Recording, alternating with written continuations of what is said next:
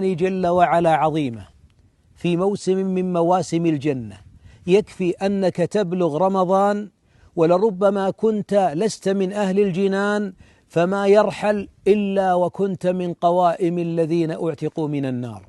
جددوا السير إلى الله، صاحب الإنفاق ابذل قصارى جهدك، صاحب القيام لا تفتر، صاحب القرآن اقرأ وارتقي ورتل، يا صاحب العين الخائنة صومها قبل أن يصوم بطنك، يا صاحب القطع صوم قلبك عن القطيعة وبادر لوصل رحمك.